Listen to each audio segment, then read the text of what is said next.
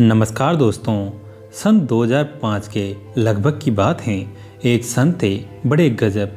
संत हमेशा गजब होते हैं। एक दिन उनको गले में दिक्कत महसूस हुई।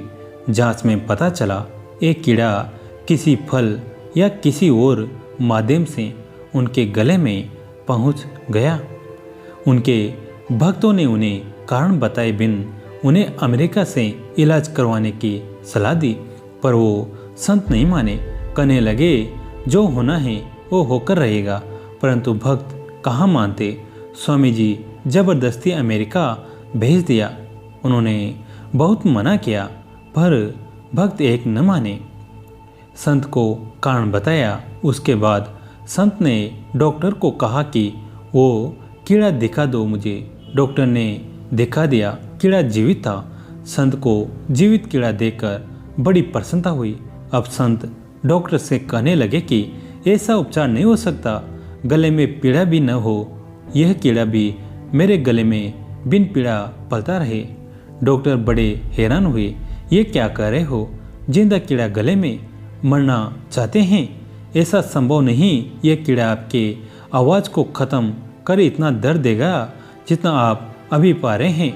स्वामी जी बड़े मुस्कुराए और कहा, इससे पिछले कुछ जन्मों के कर्म जुड़े हुए हैं। ये उसी कर्म का फल देने आया है।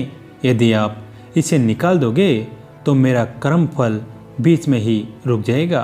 फिर अगला जन्म लेना पड़ेगा और इसके पीड़ा के भुगतने को फिर से भुगतना पड़ेगा। और अब इतनी प्रतीक्षा नहीं होती मोक्ष के लिए।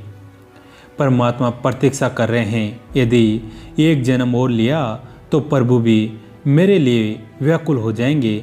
इसलिए इस कीड़े के साथ जीवित रहना चाहता हूँ ताकि मैं अपने कर्मों से जल्द ही मुक्त हो जाऊँ। डॉक्टर भी सत्संगी इलाज भी करना चाहता था और संत की बात भी जान रहा था। संत को बहुत मनाया, पर संत के आग्रह को जोर से ठुकरा भी न सका। नतमस्तक होकर उनका साधारण उपचार शुरू कर दिया और कुछ दिन बाद वो संत देह से मुक्त हो गए। वे मुक्त हो गए, सत्य से मिल गए। जो संत जीवन भर ईश्वर में रमे रहे, उनका अंत संसार के अनुसार दुखदायी और कष्टकारी था। एक व्यक्ति जो कभी पूजा पाठ नहीं करता दिखता, लेकिन आराम की जिंदगी बसर करता दिखता है, वही दूसरा व्यक्ति सच्चे मन से भगवान की पूजा करता है, लेकिन बहुत कष्ट और दुख उठाता है। ऐसा क्यों? हमें सिर्फ ऐसा लगता है हम जितना परमात्मा के निकट जाने का प्रयास करने लगते हैं उतने ही दुख आते हैं। ऐसा लगता है उमड़ उमड़ कर आ रहे हैं। दरअसल संत की यह कथा बताती है जो हमारे कर्म हैं उनका हमें भुगतान करना पड़ता। परमात्मा भी हमसे उतनी चाहत रखता जितनी हम उससे, पर प्रकृति के नियम हमें हमारे कर्मों के फल का भुगतान हुए बिन मुक्ति भी न होने देंगे। दुख जो हमें प्रतीत होते हैं वह होते तो तीक्ष्ण प्रतीत हैं, पर जो उसकी शरणागत हो गया, पूर्ण अर्पित हो गया, तो उसे वह दुख प्रतीत होने भी न देता। जय जय श्री राधे। एक बार देव शर्मा नाम का एक ब्राह्मण अपने परिवार के साथ रहता था। उसके पास नकुली नाम का एक मादा नेवला था।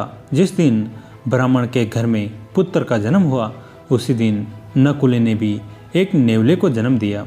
देव शर्मा की पत्नी बहुत ही दयालु स्वभाव की स्त्री थी। उसने नेवले को भी अपने पुत्र के समान पाल पोस कर बड़ा किया। नेवले और देव शर्मा के पुत्र के बीच गहरी मित्रता हो गई। दोनों ही बड़े प्रेम के साथ रहते। ब्राह्मणी इन दोनों का प्रेम देखकर बहुत ही प्रसन्न होती थी, किंतु उसके मन में सदैव यह आशंका रहती थी कि नेवला उसके पुत्र को कहीं नुकसान पहुंचा दे, क्योंकि पशु में बुद्धि नहीं होती। एक दिन इसी आशंका का परिणाम सामने आया जब ब्राह्मणी अपने पुत्र को पेड़ की छांव में सुलाकर पास ही के जलाशय से पानी भरने जा रही थी। जाते हुए वो अपने पति से बोलकर गई थी कि वह यहीं रहकर अपने पुत्र का ख्याल रखे, कहीं नेवला उनके पुत्र को नुकसान ना पहुंचा दे। पत्नी के चले जाने के बाद देव शर्मा यह सोचकर निकल गया कि नेवले और उसके पुत्र में गहरी मित्रता है, तो नेवला उनके पुत्र को नुकसान नहीं पहुंचाएगा।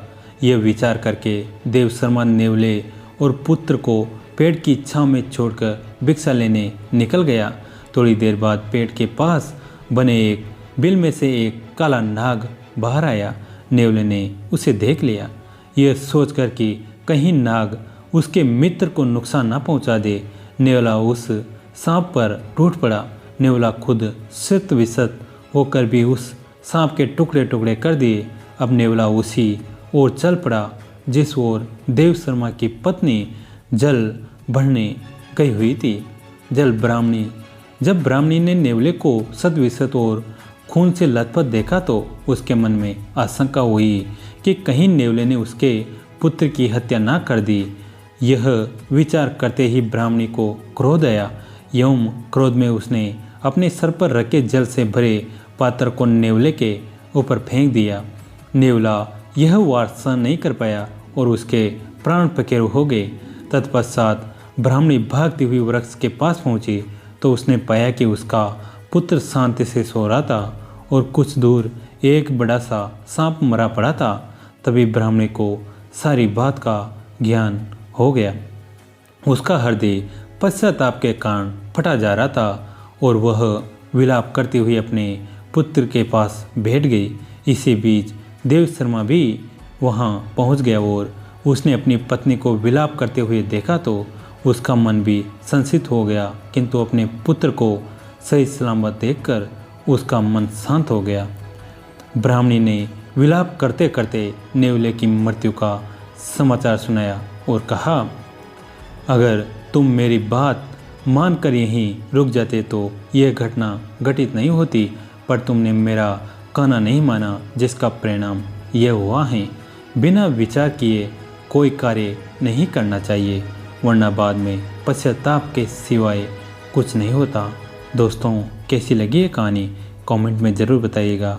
वीडियो को लाइक करें और चैनल को सब्सक्राइब करें। दोस्तों, आपको अच्छी लगी वो कहानी तो इस कहानी को अपने दोस्तों के साथ और फैमिली के साथ शेयर ज़रूर करें।